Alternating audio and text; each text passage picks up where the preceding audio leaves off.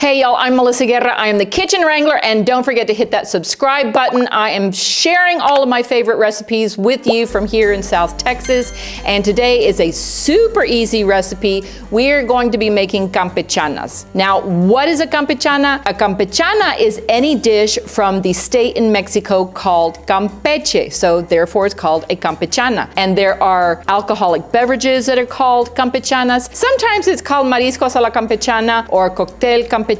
Usually, if you see it on a menu and it's in the appetizer section and it says campechana, you know it is a seafood campechana. I wanted to share a very authentic, very simple recipe with you. So I went through my cookbook archive, which has a lot of old cookbooks. And when I bought them, they weren't old.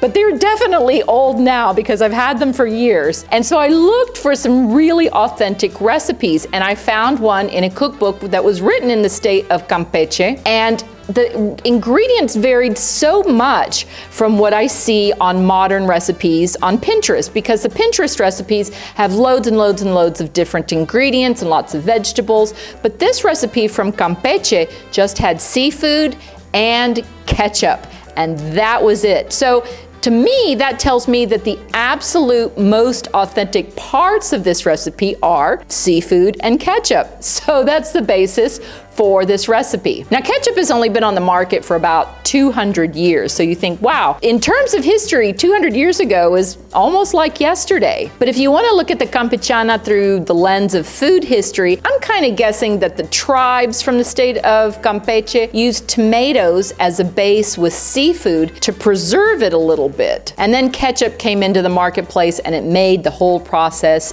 easier. I'm not arguing. I absolutely love ketchup. I really do. And it is so great in this seafood cocktail. Well, I am just talking too much. Let's get down to cooking. Well, are we cooking? We're just assembling this because it's already pretty much cooked. So let's make our campechana. There are 3 steps for making a seafood campechana. The first thing is that you need to cook your seafood. Today we are just making a shrimp campechana, but you can make them with fish, you can make them with crab, you can make them with squid, octopus. You can even make a campechana with oysters. Oysters are never cooked when they're added to a campechana. You would just use them uncooked, but with the same sauce and the same vegetables. But like I said, for today, we are just doing shrimp. I have some water and some spices here on the stove. I brought it to a boil. I'm gonna add my shrimp, and as soon as I add it, they're pretty much cooked. It only takes about 60 seconds. I'm gonna scoop them out, and I'm gonna place them in a tray of ice so that they cool down very, very quickly. After they've cooled down, I'm gonna remove the shell and take out the little vein, and I am not going to chop them up. You will see a lot of recipes where it tells you to chop up the shrimp, but I paid extra for these really large shrimp. I am not chopping them up.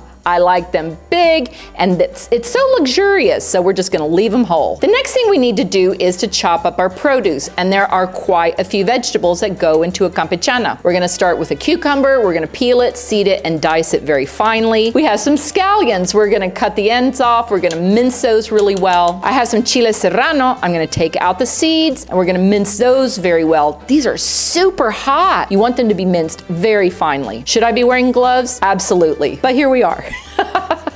And last but not least, I have this massive extra large avocado. We're gonna remove the pit, and I'm going to cut it into gargantuan chunks because I want them more or less the same size as my shrimp. This whole campechana is gonna be so extra because all of the pieces are just really big and luxurious. I'm gonna squeeze just a little bit of lime juice over the avocado so that the avocado does not change colors. And now on to our ketchup sauce. So here's the ketchup, no surprise there. I'm gonna add a good amount of Tabasco. You should add maybe about 2 tablespoons, but really it's to taste. And then we're gonna add Maggi seasoning sauce, which is very, very popular throughout Mexico, especially with seafood. But if you don't have it, no problem, just substitute Worcestershire sauce. I'm gonna add a little bit of extra lime juice, and I'm gonna stir that up. Now, this is the only part of the campechana that I would make in advance, if you have to make any part of this in advance. The seafood and the vegetables I would leave to the last minute so they have the freshest flavor. Now we finished all our prep, let's assemble our campechana. First we add the shrimp, then all the vegetables, and then we're gonna pour the sauce on top, and I'm gonna very gently fold it together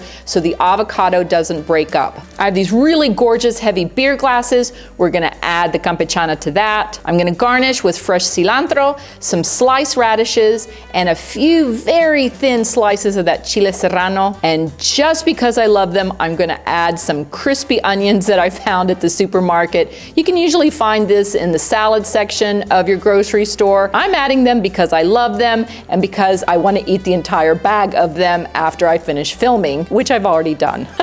They're so good, I love them. Now make sure you keep your campechana chilled until it's time to serve. And that is it for our campechana cocktail. So incredibly delicious. I can already feel myself taking this out to a swimming pool and just enjoying the sunshine and my campechana. It feels like I'm on vacation in Mexico. It is so delicious. Now y'all make sure you subscribe to my channel, and if you have any questions, you can email me at help@kitchenwrangler.com, or you can message me through Twitter, through Facebook, through Instagram, through TikTok. Oh, and here on YouTube.